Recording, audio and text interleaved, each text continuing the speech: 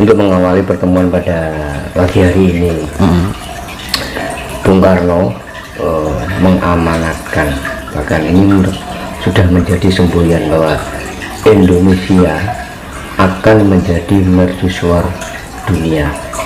Nah, saya teringat pada episode beberapa hari yang lalu, Mas Nus kan sering mengatakan bahwa akan terjadi bencana yang lebih dahsyat.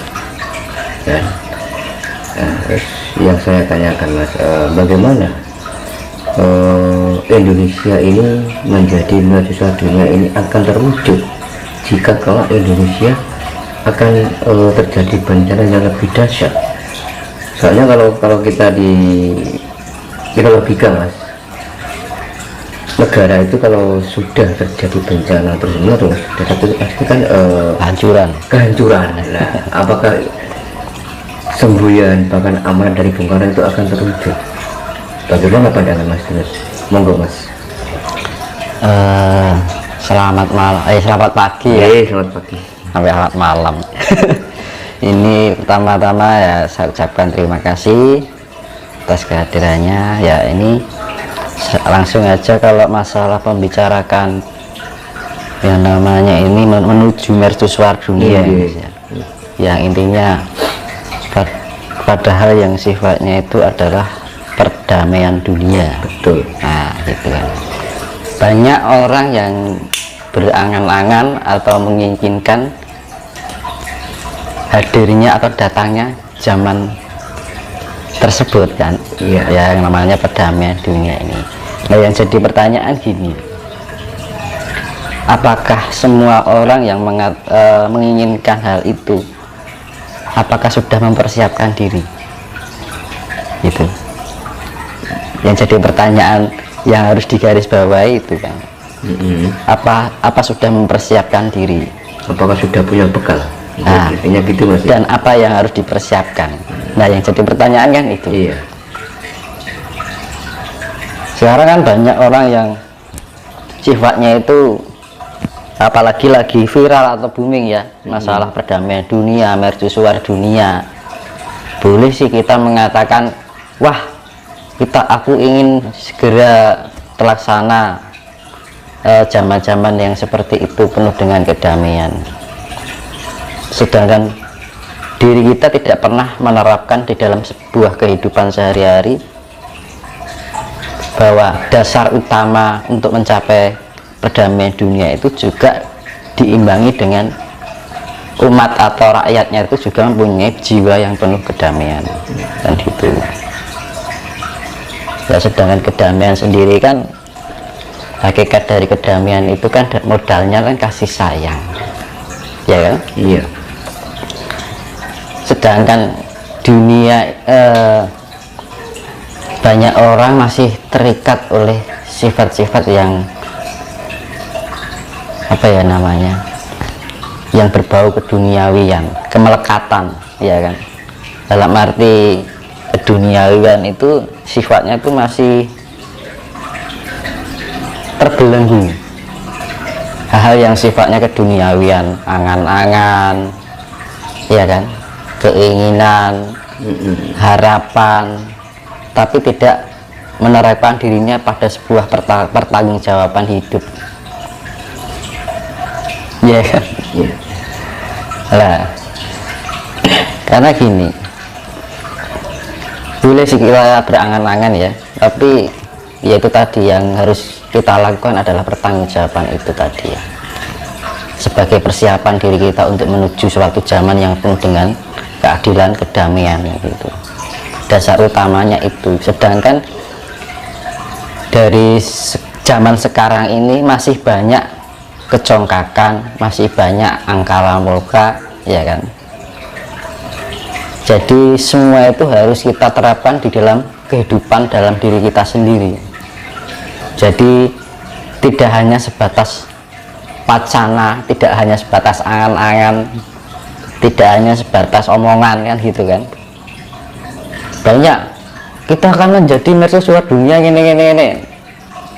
Tapi ketika diterpa masalah kehidupan masih terbawa belenggu emosional. Betul. Ya kan, kena masalah ini itu goncang, kondisinya tidak tenang, ya kan, masih penuh dengan kekhawatiran hidup. Nah, itu yang harus kita waspadai kan, jebakan-jebakan seperti itu. Jadi kita jangan terbelenggu oleh suatu harapan tanpa kasunyatan, tanpa kenyataannya itu nggak ada gitu loh. Sama saya kan kosong, ngomong kosong Mas ya. Kadang saya berpikir begini Mas Yunus, memang itu kan sudah menjadi cita-cita bangsa kita kan, akan menjadi pada suatu dunia. Kadang saya berpikir, apakah mampu, ya kan? Sedangkan masyarakatnya saja, orang-orangnya saja, bahkan orang Nusantara sendiri banyak yang bilang jati diri. Ya, satu contoh, kadang orang Jawa sendiri, ya kan, nggak mau mengakui Jawanya, masih terbelenggu dengan ajaran asing. Padahal itu kan merupakan salah satu syarat agar tujuan itu tercapai, terwujud. Nah itu bagaimana Mas, cara menyikapi hal seperti itu Mas? Ya karena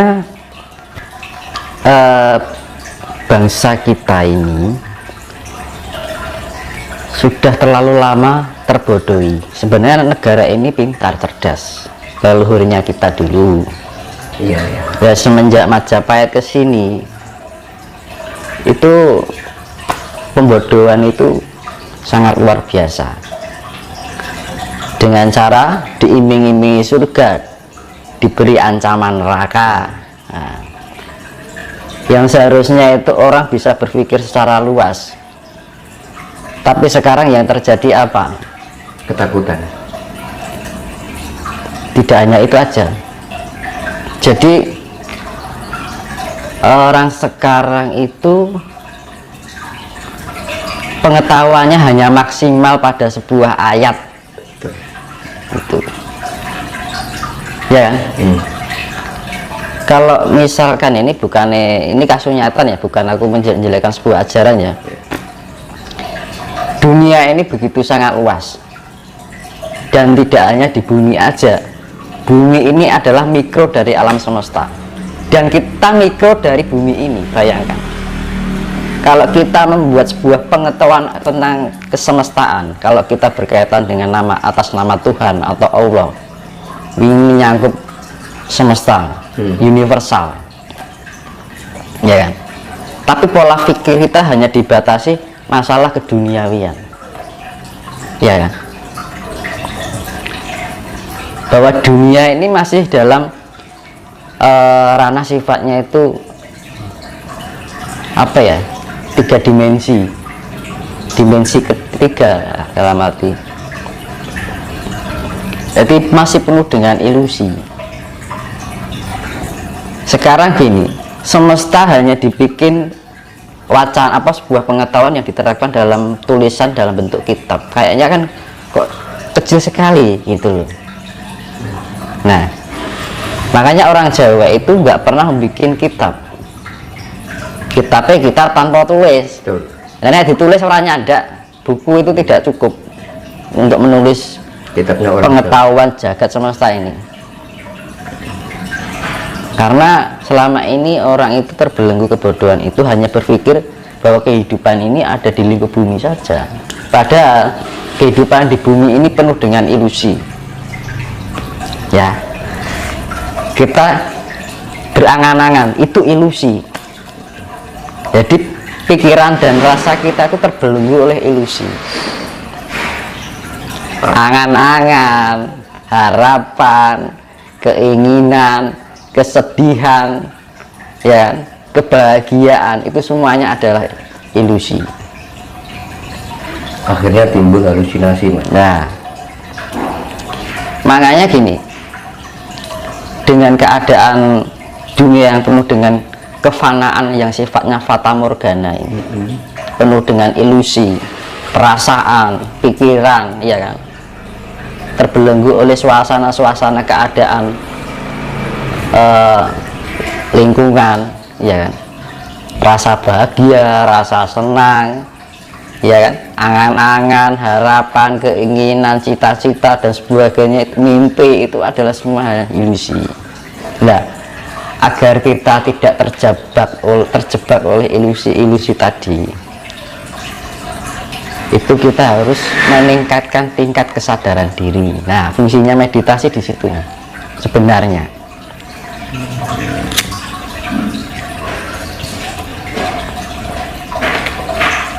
Ya, kita tidak terlalu terjebak dalam kehidupan yang penuh ilusi, fana yang fata morgana,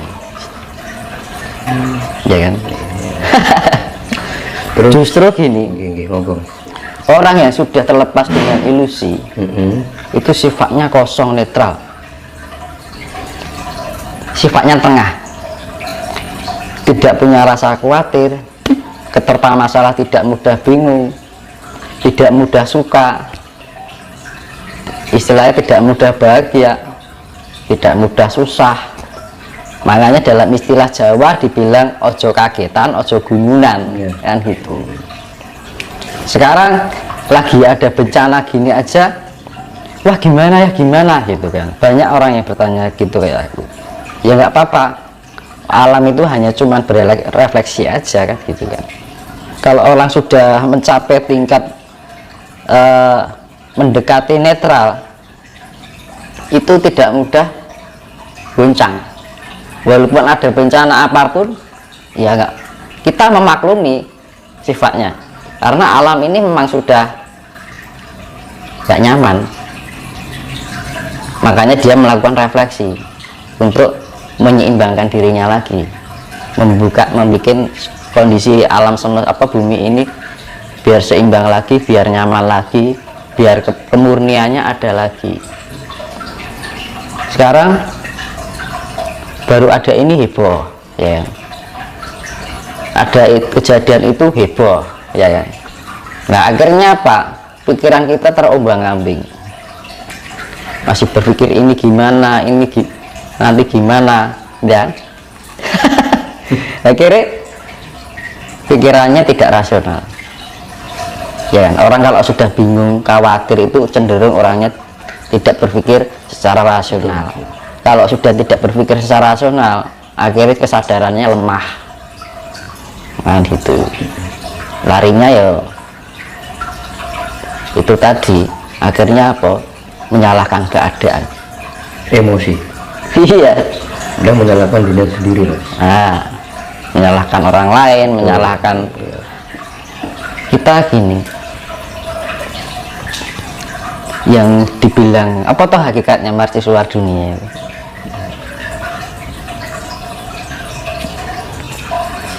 Dibilang mercusuar kan sebagai pusat, ya.